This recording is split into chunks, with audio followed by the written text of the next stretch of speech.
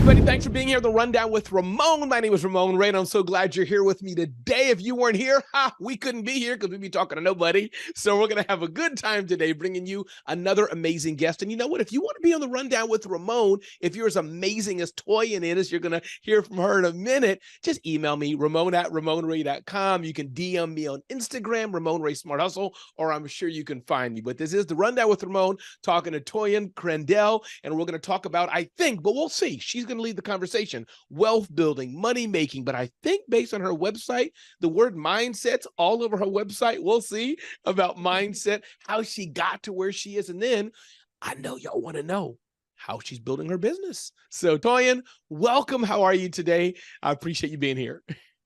Hey, Ramon, thank you so much for having me. It's an honor, and I am excited to converse with you and to share with your people.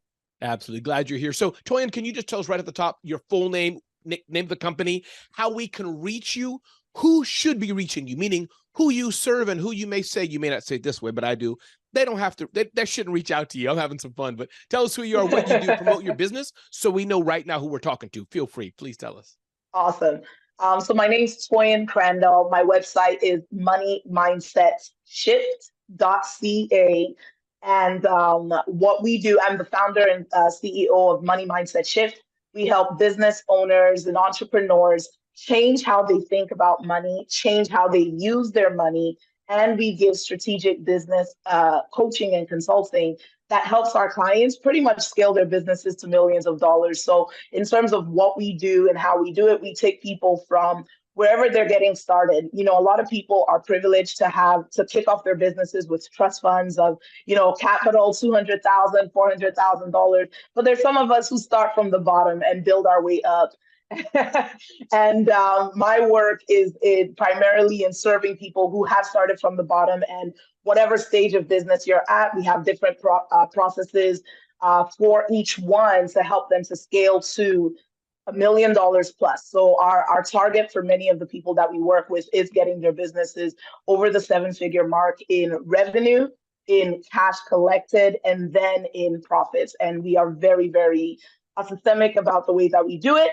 But one of the key things that makes us very different in our business coaching is we do it with your brain in mind. And so we are thought leaders in the neuroscience of coaching space. And we've been using neuroscience to help our business owners hit these goals and sustain these goals for about 8 years at this point. Well, before it became the jazzy thing to talk about. Well, since you opened the door, I was going to ask that as well. And we have so many ways we can go here. I think we're going to be here for like 6 hours. So if you need to take a bio break, maybe get a glass of water. Y'all just get your tea, get your coffee, let's go. But let's touch on that right now to go right at it. Today, you scroll on IG, everybody's talking about millionaire wealth, from get rich quick, which we already know is not what we want to do, but I want to touch on that, to authentic or more. Talk, Toyin, about where you fit. Those listening who are already now getting ready to click. Don't leave, everybody. Those who are going to say, no, I'm out of here. Talk to us why this is real. Why, and I know you're legit and real because you and I are in a similar circle together, so you wouldn't be there if you weren't. But for those who are just listening, we hear this all the time. Talk a little bit deeper why this is real. Yeah, I love this question, Ramon, because it is so true. In the money space, I find that there are so many people who have this, I call it the conference mentality about scaling to $1 million. It's exciting. It sounds wonderful. It's hype. And so a lot of people will even pretend to be where they're not in order to try to lead people where they've never walked.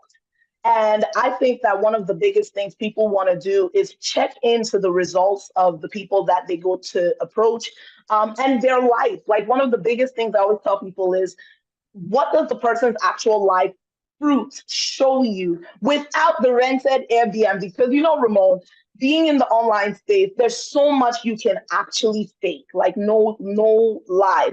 People will rent Airbnbs. I saw, because I see some of this stuff come across my feed and I'm like, why?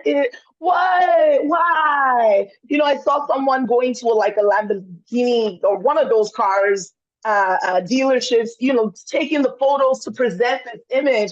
and the owner of the place chasing them, being like, "This is a dealership. This ain't your car," you know. But I find that so many people are used to trying to make their businesses look pretty, and you can make it look very pretty on the front end. You can have a lot of great vanity metrics, but one of the things I really care about for my clients, for myself, is the authenticity of the finances, like the real money conversation on the back end. And one of the things I'll say is, I'm going to share a bit about where we came from. Please. But one of the things that really serves me in the work that I do is being able to today lead our company where we're the 74th fastest growing company in the country. We do multiple millions each year. We've done over $1 million in profit, which is very different from revenue. Toyin, hold on 1 second. This you got to repeat this because this is important. That one word, that 5-letter word. Yeah. Maybe I think it's 5 letters. Over $1 million in profit. And again, I know you're not flexing with it, but it's important. Well, you may be, and I'm gonna flex with you. It's important to say that because you think of, I'm gonna go really big, Netflix or Walmart, any big brand, they make trillions a year, billions a year, and that's a different game, maybe. But they're losing money. Let's just face it. So this profit is a beautiful thing. So, and by the way, congratulations. Just take a minute. 75th fastest growing company in the country in Canada. This is a big deal. Come on. It is a big deal. Recap why that profit's important. Just if you don't mind, just recap why that's important. I mentioned the profit because a lot of business owners think that revenue or cash collected, the front end metrics, are what matters. So you hear a lot of people flexing about, we've done this many million, that many million. But if they spent, let's say someone says, I did $1 million, I'm 7 figures, but you spent $500,000 in marketing, you spent $300,000 in your payroll, you spent $100,000 on client fulfillment, and by the time you went home that year, you took $50,000. It ain't worth it. I say to our clients, I'm like, we don't have miserable millionaires. We don't want miserable millionaires. We don't want you running a business where you're helping the economy. You're driving the economy, you're driving money, but that money is not benefiting you, your family. Like, you want to have good problems. Good problems are when you need to talk to your accountant and in the month of October and say, hey, here's the profit. Here's the extra money sitting in the account. What do we do with this to set ourselves up best when it comes time for taxes at the end of the year? Like, many business owners are so much, one, in survival mode that they're just trying to make it through, but they're running money through. And then number two, there's a lot of high earning business owners, and we work with people a lot of people that come to work with us. They're earning money. They're bringing in $300,000, $500,000, $1 million, but they're bleeding money at the same time. And so restructuring your business to make sure that each of the systems you're using, whether that's in marketing, that's in sales and conversions, that's in the way that you're structuring your team, and in the operations, automations, technology that you use, it's all being streamlined to actually produce profit. That is a big deal. Like, we have, because of the profit, because of what we've been able to do on the business end, it has set our family free to be able to have multiple real estate properties, 11 different streams of income, to live in a home that makes me weep. Almost like every week, at some point in the week, I'm a cry, just walking around in our backyard, but we didn't start here, and we didn't start with a handout. We didn't start with anything. We started from the bottom to build to this. And I think that there is a real place of building personal financial achievement as well as in your business. And there's a real conversation that has to happen if you're going to actually cross that line, live that life. And it's not going to be the usual hypey, just go, just run. Like, you actually have to there's something I talk about, doing the hard work in your brain. Many of us are willing to do hard work physically. We've been taught to do hard work physically, and physical hard work can look like I used to run a painting business, physical, we painted houses, interior, exterior. I had 40 painters, and we would climb on that roof and we would paint your windows, So I know what physical hard work can look like in our like right now, 2023, if you're running your business online, for example, or you're going around, it's still hard work, but it's still physical. You're posting, you're writing emails, you're moving about, networking. This is physical stuff. So it's easy to do this part, and most people don't take the time to do the thinking work of, am I doing this in the most streamlined way possible? Am I actually paying what I should be paying, or earning what I should be earning? Are my numbers making sense in what I'm charging? Like, there's so much thought that goes into business, and many of us, we start off there, but we get so caught up in the movement of the business that we forget to reflect on it until tax time. And then we see what we earned and we go, where's that money? Wow. I suspect, Toyin, and I don't know if you said it, I think you're a unicorn.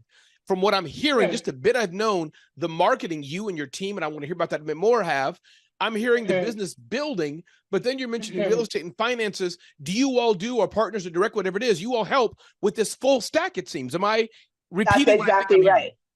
That's exactly right. So we literally assist. We have different processes and programs for levels of business. Yes. So for example, if your business is just getting started, we have a room for you to learn what mindsets, because sometimes there's limiting beliefs that keep people from scaling. So we say, okay, what mindsets are having you in this state? And then what do you need to do when you're just getting started? But for someone who's making 300,000, 500,000, a million plus, and you're not seeing that profit on the back end, or you're not seeing the money stay, then you need to be having a conversation about, how do you get into real estate? Whether you're in the United States, like most of our clients are over there, whether you're in the United States or you're in Canada, how are you using that money in order to scale? Is that money staying? How are you structuring? So yes, we do help people with like the process of business growth, but the sustainability. And can I add one more thing to it? Not just like sustainability long term, but the joy. Like, I always tell people, if it's not fun, what's the point? And I'm not saying that you're not going to work hard. You're going to work hard, but it can't be that you work hard, you're putting in the grind, the hustle, and then you're not even getting to enjoy your weekends. You're not getting to enjoy. Some of y'all have children. I have 3 young children. I gave birth twice in the middle of scaling our business in the last 4 years, right? So like, that is a huge priority for me. My relationship with God is a huge priority for me. And many people are so busy just running their machines that they don't even have time for this stuff. And I tell people, you didn't start a business to run a business. You started a business to have impact. Whatever, I don't care if you run a tech company, a product-based company, or a service-based company, you're having impact. You started that business to have impact, and you started that business to be able to bring that back to your home, be able to enjoy your actual existence on planet Earth, the only one we get until the next, you know what I mean? So like, for us to be able to really take that stock of, am I eating the fruits of the work that I'm doing? And if I'm not, what do I need to adjust? What do I need to change? What help do I need to get to make sure that I can actually do that? Because time, last thing, you just ask these questions that like get it pouring out, because time doesn't go backward. You can lose money and make money back, but once you've lost time, you don't get that back. And so for me, time is actually a higher resource, a higher value than money itself. Boy, are you a preacher as well? Oh yeah, you know it.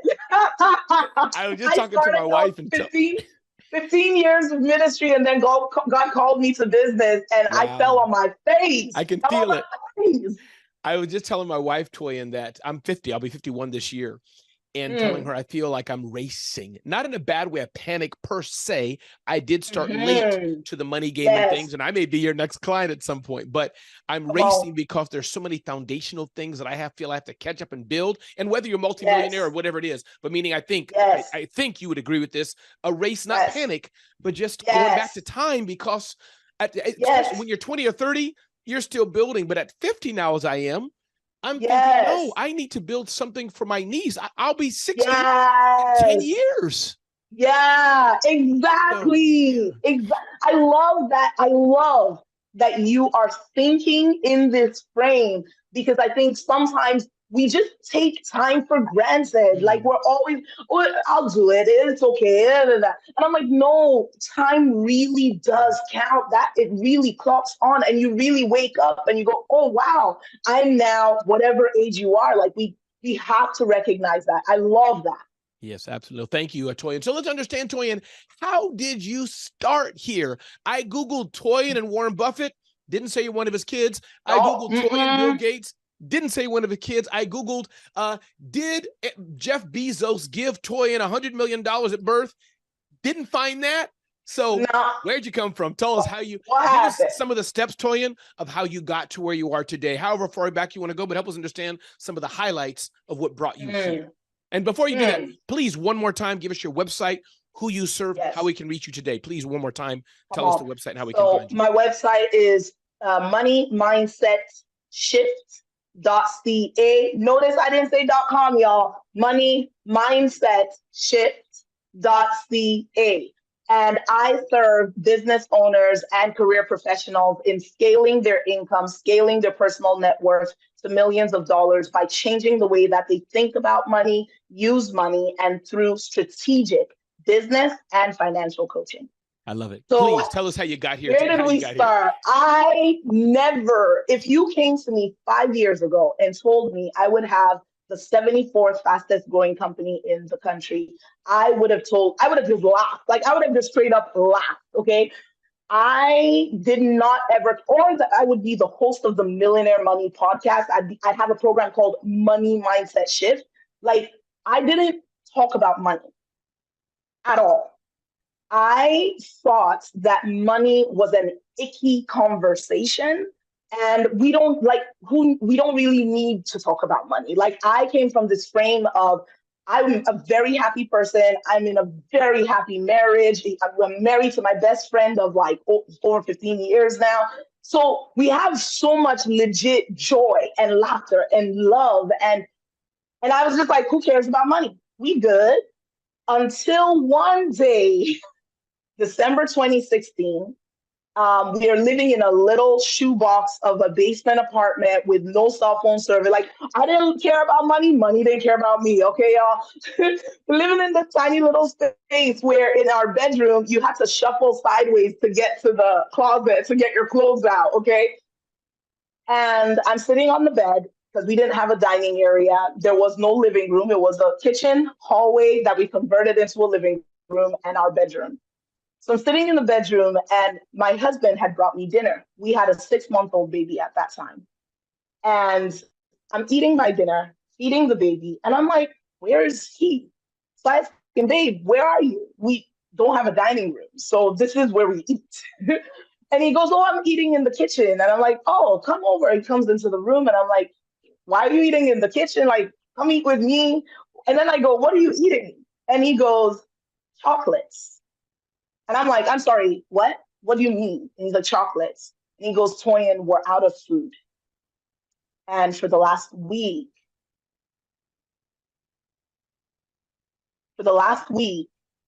I've been giving you the last of our food because you're feeding the baby and we don't have food. So he was eating not even chocolates that we bought. It was December. So Ramon, I don't know if you have those, like, you know how in Christmas time, people give those Lynn chocolates for a Christmas gift. It was a Christmas gift. Till today, every time I see Lynn chocolate Christmas gifts, it reminds me of where we started, where he was eating those chocolates one by one to give me the last of our food so I could feed the baby. And in that moment, he just said, we're out of food. I think we need to go figure food out. And that was my wake up call. That was the first time I really realized money matters. And can I ask you, Toyin, just before you go on, in that stage, would you say you were impoverished? Was it a season? Were you regular middle-class people working, but just good question. had a thing? Just so I understand, when you have holes in the ceiling, give a context.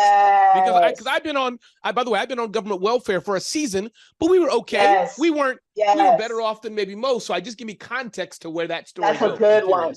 So I was born into a middle-class family. My parents are from Nigeria. We migrated over here. My dad tried to teach me about money. Okay. Like they would talk to me often about like, Toyin, you need to be able to plan your money, blah, blah, blah. So I grew up very, very fine. Like I didn't need to think about money because my parents provided what I needed. I went to school on scholarships. It was just fine. So but when I was single, living by myself, you don't need a lot of money. So I didn't have money, and it never was a problem to me. My mindset around money was whack, but it never was a problem to me. When we got married, we were doing missions type of work. So we were used to the missionary lifestyle where you don't have a lot, and we didn't care about it. We just wanted to do what God's called us to do. As long as we can eat, me and my hubby, we could eat nothing, rice every day. We fine with that. So I had never by myself, in fact, just so you see where my money mindset really was. So in university, I mentioned to you that I went to university on scholarships. During university, I ran my first real business where it was the painting business. I had 40 painters. As a 16-year-old to 18-year-old, we did $150,000 cash collected in that business. You would think that if I did not pay tuition because I had scholarships, I ran this $150,000 business, I would have graduated from university with some money. Hello. My money mindset was so skewed. This is why I do the work I do. That I made that money and I graduated university with tens of thousands of dollars of debt. Because once I started to see money, it couldn't stay with me. And once I got in that habit, it just kept going in that direction. So I wasn't at this point in time, I was actually very happy because I wasn't in debt. I'd done all this work to figure out how to be debt-free. And I thought being debt-free, like I don't owe nobody nothing, was financial freedom. That was a core belief that I had back then, was debt freedom is financial freedom. But can you believe that you could not owe anybody, but then reduce your own income? So I was now an entrepreneur. This was the 6th month into full-time entrepreneurship. I felt God had called me into the business arena. And 6 months in, this is where we were. So I hadn't yet kind of experienced running my own decisions in life in any place of financial affluence ever, but it never mattered until this moment. Wow. Because now we had a child. Powerful. Yes. Good. Yeah. And I think having my daughter was part of what made it different. Like if he had told me, we're out of food and it was just the two of us, I'd have been like, oh yeah, we'll figure it out. But when he said that, and I have this baby in my hand, I'm thinking to myself, if she wasn't nursing, what would I have fed her? And that's when it became non-negotiable for me to figure this thing out. I love it. And so then what was that jump then to the business? By the way, I want to say one side thing. We rightly, properly, well-deserved elevate our women. Many God has put them in that caretaker, I'm not saying subservient and all that, people to calm down, but caretaker, nurturing, loving the mamas, all of our family. So, and we honorably do that. Mother's Day has the highest rating of Mother's Day cards and all these things, well-deserved. So this is not a takeaway. I shouldn't have to say it like this. I don't take it as a takeaway. I feel I got to, unfortunately. Some people get it wrong. But I just want to say what your husband did, shout out to. Yeah. Shout out to the husbands and the men who are stepping up. Yeah. We get a bad rap oftentimes, well-deserved. We deserve it. A lot of guys do some, but I just want to move on here. I just want to elevate your husband. Shout out for that warrior taking care of his family, doing his business. Yeah. Congratulations to him. God bless him. I always say, like,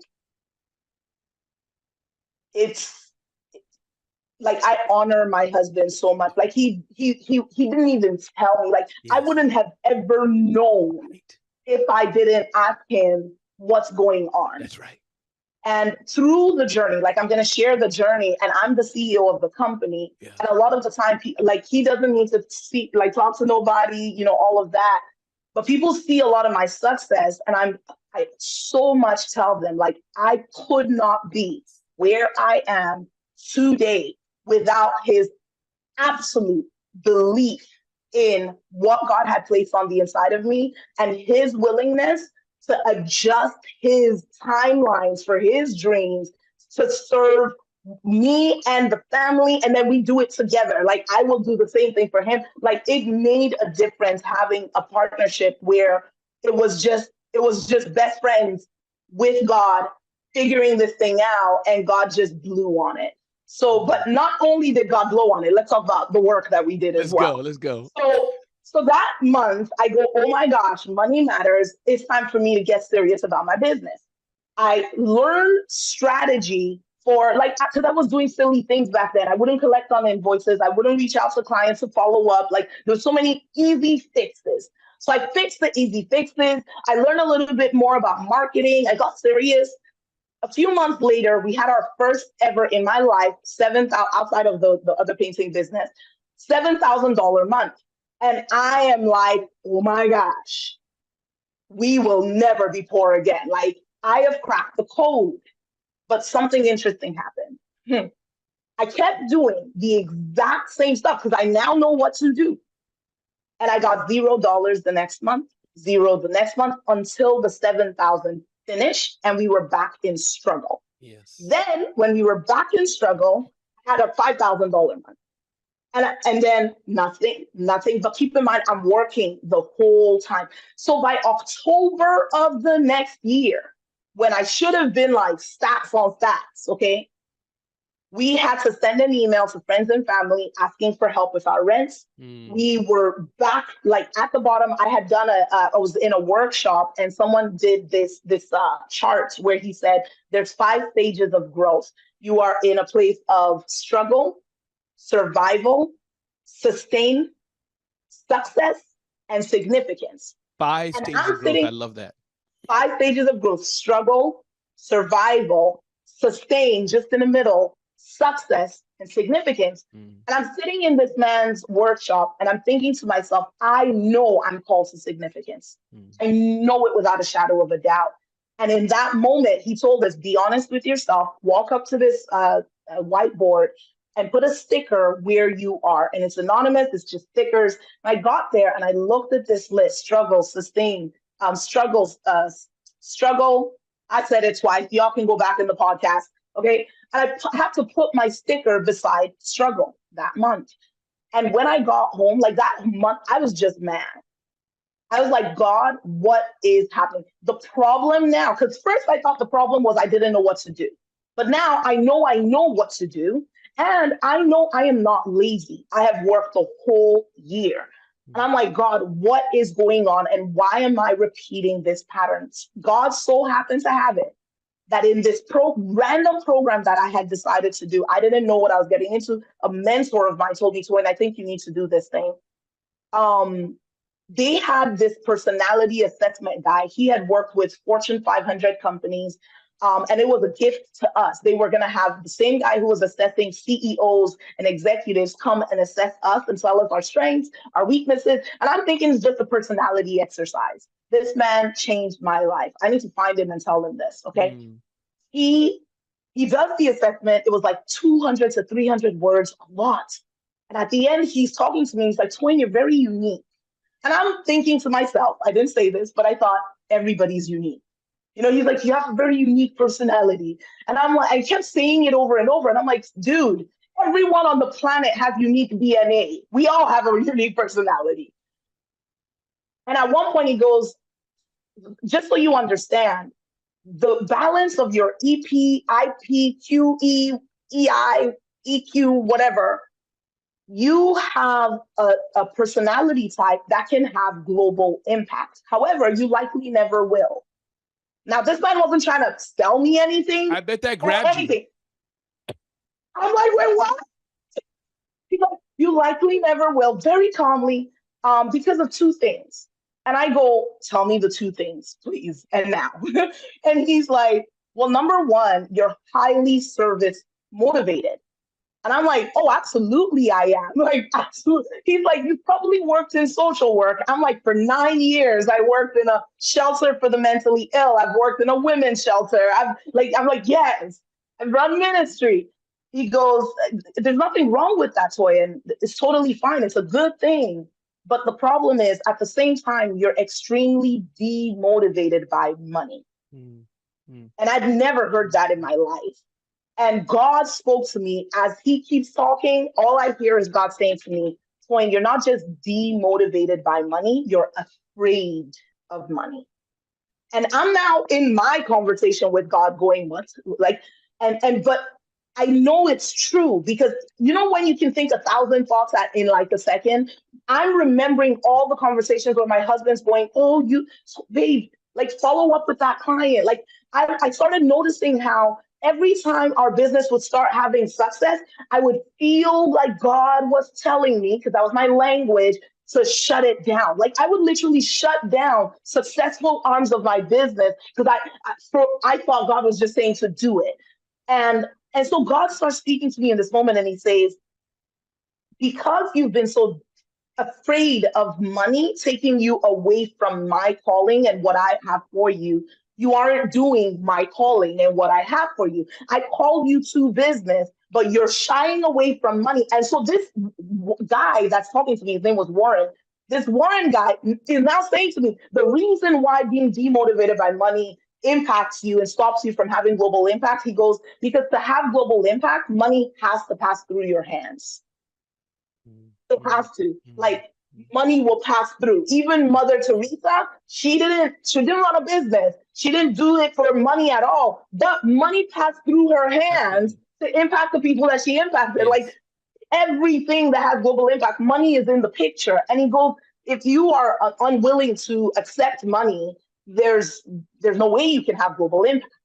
And so now I'm talking to God and I go, God, what this means is, or he said to me, what this means, it wasn't me, it was him. He goes, what this means, Toyin, is in your fear of putting money above me, you have put money above me. Because now your fear of money has stopped you from doing the thing that I've called you to do. I totally understand it. Wow. Ooh. Wow. When I heard that, I got mad. And I was like, money will not school me any longer. So I make this decision. I'm going to be a millionaire in a year. If I've been afraid of money and money has stopped me from doing the work that God's called me to do, I'm going to be a millionaire in a year. And we're just going to show money. It has no hold on me. We didn't do it in a year. We did it in 3 years. But I always say I won't complain about that. Yeah, but that goes back to you set your, I mean, listen, I'm going to run the race this way. You go two inches less. Exactly. Like, I'm not going to complain. Yes. But what happened that month, so the how, in the month of October of 2017, I sat down with myself and I said, Toyin, what are the limiting beliefs that I have? I didn't use this language. I didn't have pretty language back then. That's only now we have all these fancy NLP stuff. I get it. Go ahead. Yeah, you know what I mean? It was just, what do I really believe about money? And I wrote it down. It was like 60 different things that were just holding me up. You know, money will take me away from God. Never ask for money. That was just a belief I had. Like, if you need money, you talk to God. God talks to people. You do not talk to people about another one. Don't talk to people about money. If I'm poor, I'm holy. These are deep beliefs that you wouldn't necessarily have in conversation with people, but I was carrying, and I know many people carry.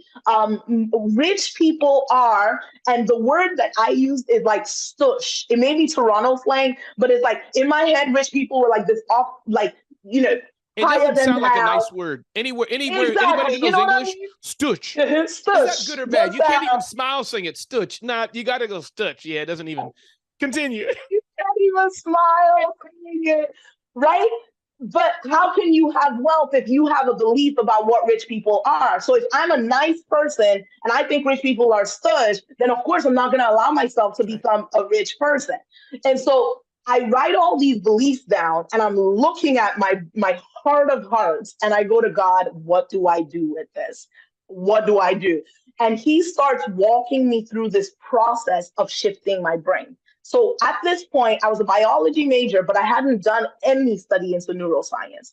But I'm here changing my beliefs in that month. In the month of November, we have more money, cash collected, than all of 2016.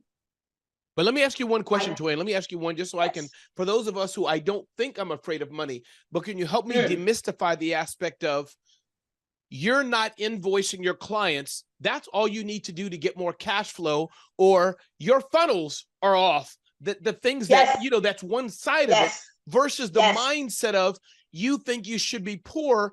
How do you, what's the gap? Because let's say somebody is not afraid of money. No problem in that. You didn't, Toyin works with them. That's right. It's like, great. You didn't have the problem I had. It's just tactical versus you're kind of doing everything right tactically.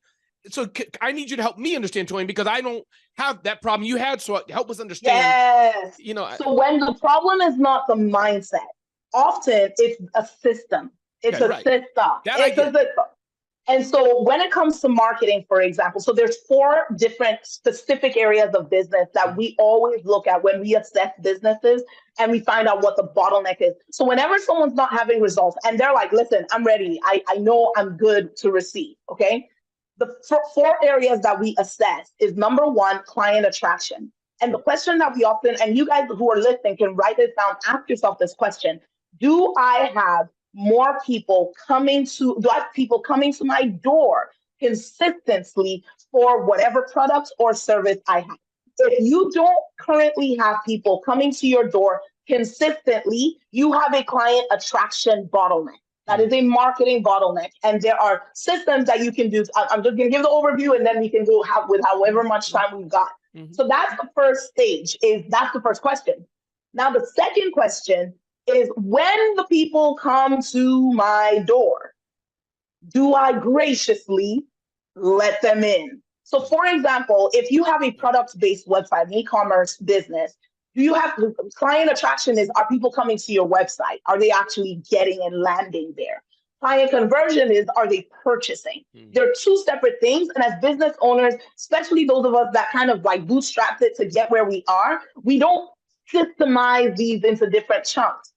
If you're a service-based business, are you in the client attraction marketing sector, are you getting calls booked for sales calls? Are you talking to people? Are they actually requesting to find out what's your product, what's your service, how much is it? Okay, that's the client attraction. Client conversion is now you're having the calls.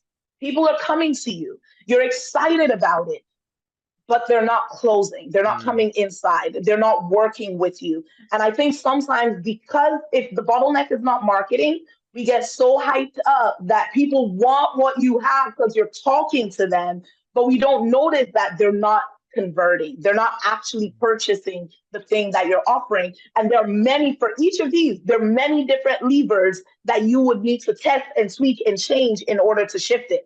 But now here's another part of what holds businesses up that people never think about, okay? Client fulfillment. People would go, no, that can't be what's holding my business up. But for example, we've had clients come to work with us this year where when they first came in the room, the problem was no one was knocking on their door. So we do this work to help them get consistent funnels. And I tell people, you don't have to post on social media 5 times a day, every day, to be able to have consistency in your clients coming to you. And in fact, when your whole business model is centered around posting 5 times a day, every day, you don't have time freedom. Unless you're paying a marketing agency to do that, in which case, if you are, that's great, that's good.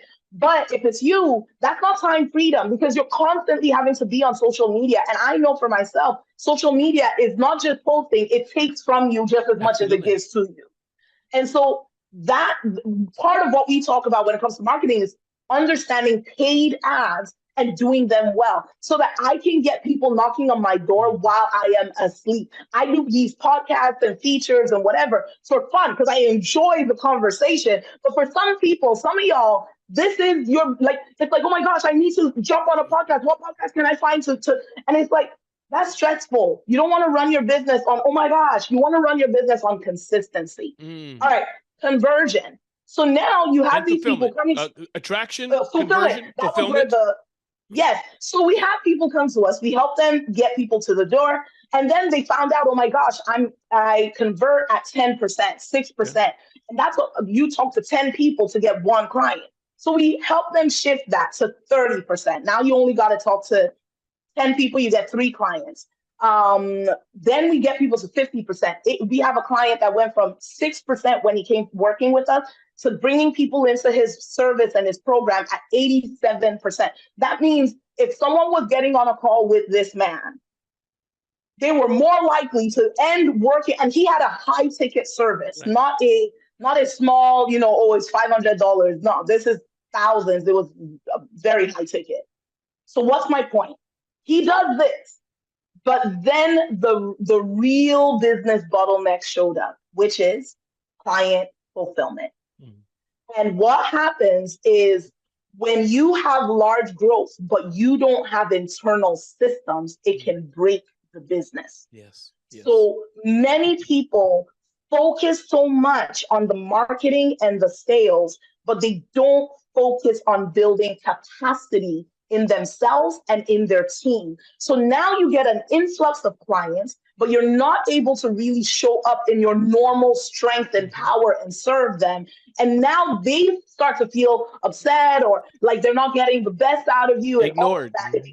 Ignored, and it creates this ripple effect where they can't be those warriors that are going out there telling other people about you and what you do and the service that you provide. And it actually now has a negative impact on client attraction. Yes. Impacts the way that you feel because you feel bad about it. So your client conversion goes down because in your brain, it's like, why would I bring more people in? And they think the problem is now client attraction and client conversion. So they keep focusing over here. But really the problem is you just needed to hire an administrator. Yeah. Or you need to hire an operator. And what's the fourth level? And rarely are all those perfect, but what's the fourth pillar? Yes. So now you've got client fulfillment where you have systems for serving the clients and you put those automated systems in place so you're not doing everything manually. Then the fourth part of the business that we assess are your operations. And so operations are not necessarily client facing. They're behind the scenes. So for example, hiring, firing. Many people expend so much energy in hiring and don't know that you could automate your hiring. Yes. Like you can, there's certain things you can do so that your internal operations, exactly. Systemize your internal operations to set yourself free to do the things that matter most for your business at that time. So do you have the right people in the right seats of the bus? Do you have enough people? Do you have too many people? And it's actually creating confusion. Are you hiring within? Yes, so have I. Are you hiring from a place of being a charity versus being a business? Like really having a back end look at your systems as well, because that's the stuff that ends up determining the level of profits your business is able to have, not just external revenue and top line revenue. I love this. Toyin, we got 1 or 2 more minutes to go. This has been a powerful, powerful discussion. I can't wait to see you on stage somewhere. But Toyin Crandell, one more time, give us your website, how we can reach you. I can hear people. Can you hear that, Toyin? I can hear people saying, I can hear them. How we can reach you one more time. So you can reach me at moneymindsetShift.ca. And if you get there, you are going to see free classes that you're able to take. You're able to contact me, contact my team, and we are able to see whether or not we're a fit to serve you, to serve your business, and to be part of your financial transformation journey. Thank you so much, Ramon. It has been a genuine honor and delight. And I love I love the questions you ask, but I also love how you react. Like I'm like you, where if I feel it, I do not have a poker face. Like I just like, this is how I reacted. And so it's so good when you meet someone who's similar in that way. Yes, no, I appreciate it, Toyin. And I know we will have a part 2 and part 3 of this conversation. And I can't Come wait to on. meet in person. In fact, I was just in Yes. Canada once. I have clients in Canada, so I'm sure we'll meet in Let person. me But everybody, know. this is Ramon Ray. This has been the Rundown with Ramon. I am so glad you're here today. You want to get to know me better, check out RamonRay.com. If you want to be on the Rundown with Ramon, email me, Ramon@RamonRay.com. But after or before or whenever you do that, definitely reach out to Toyin Crandell, the Millionaire maker for sure. She's given the website many times. Check her out, what she does, her team, because I bet there's a few things you're missing in your business that Toyin can help you with. This is Ramon Ray on the Rundown with Ramon.